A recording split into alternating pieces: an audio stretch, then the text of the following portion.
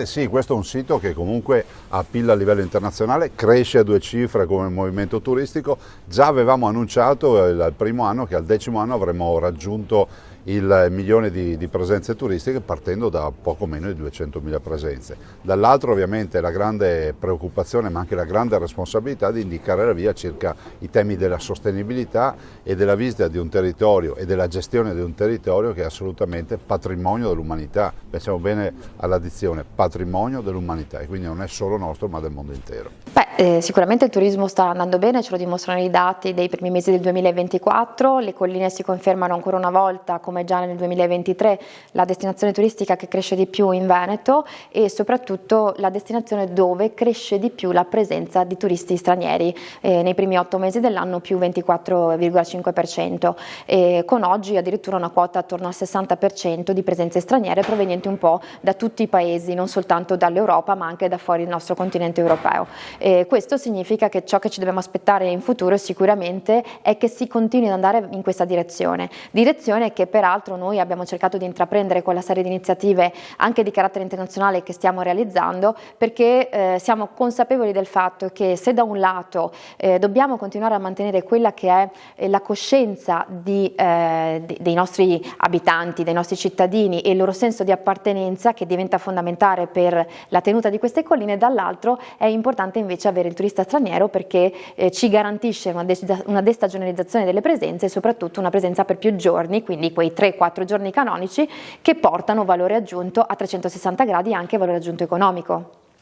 Sì, se ne è parlato, in quanto appunto ogni prodotto agroalimentare di eccellenza è identitario del territorio e ne rafforza la qualità. Il Conegliano Valdobbiadene nel Prosecco si identifica con il suo territorio collinare così impervio e che è diventato appunto patrimonio UNESCO come paesaggio culturale. E quindi per questa interazione uomo-ambiente. I nostri avi hanno ricamato, forgiato le colline ed è appunto ora frutto di viaggiatori che vogliono vivere un'esperienza indimenticabile e unica, visitando appunto queste colline. Sì, ci accomuna la storia dello sport con il Prosecco Doc, ci accomunano i valori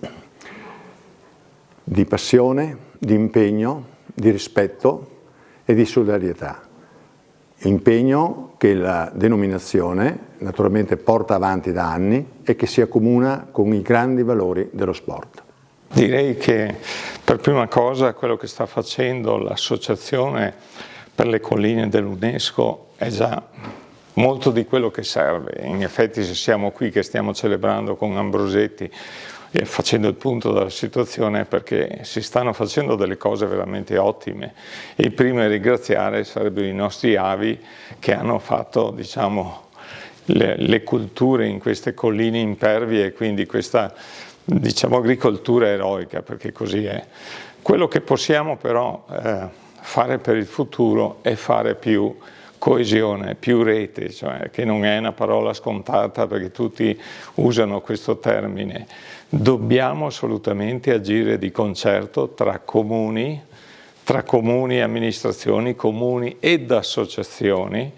e qui stiamo facendo una serie di convegni, compreso in Conegliano, un convegno proprio che punta a mettere insieme una serie di progetti, facendo diventare un po' conegliano quello che è l'interscambio, lo snodo, il magnete, ma che sia in funzione di una rigenerazione, di un rilancio delle colline del Prosecco. Ma la collaborazione con il turismo, per il turismo con le istituzioni direi a 360 gradi, perché la Camera di Commercio assieme alla Regione Veneto ha competenza per promuovere il turismo. Noi abbiamo prodotto la carta di Cison proprio qualche anno fa sul turismo sostenibile, ma oltre a questo poi sosteniamo tutte quelle iniziative che servono a promuovere il territorio, oltre che a promuovere il turismo industriale. A fianco ci mettiamo la rete delle Camere di Commercio italiane all'estero per il turismo delle radici, che si sta lavorando, ma non solo, per promuovere le bellezze certamente della natura, ma anche per promuovere le bellezze delle nostre produzioni. Il Made in Italy ha un forte traino, pensate che ha 50 miliardi di valore in più rispetto a altri prodotti, cioè se uno compra un prodotto italiano è disposto a spendere di più rispetto a un altro made, e questo è per noi motivo di crescita e di opportunità per il sistema economico, imprese ovviamente, ma anche cultura, territorio e turismo. Allora, dalla nostra analisi abbiamo cercato di mettere in correlazione il matching tra la domanda, quindi quello che i turisti cercano nei territori, e l'offerta delle diverse regioni italiane. Abbiamo analizzato 5 diverse tipologie di turismo: il turismo balneare costiero, il turismo culturale paesaggistico, il turismo enogastronomico, il turismo sportivo e outdoor e il turismo dei grandi eventi sportivi e culturali. Dalla nostra analisi emerge che la Regione Veneto è una delle 5 regioni che ha il miglior matching tra domanda e offerta, quindi tra quello che i turisti ricercano in queste 5 tipologie di turismo e quello che effettivamente trovano nei territori. Perché questo è strategico? Perché grazie a questa offerta integrata e diversificata la Regione è riuscita molto bene anche a destagionalizzare i flussi e ad avere appunto assolutamente il primato per presenze e arrivi guardando il panorama nazionale.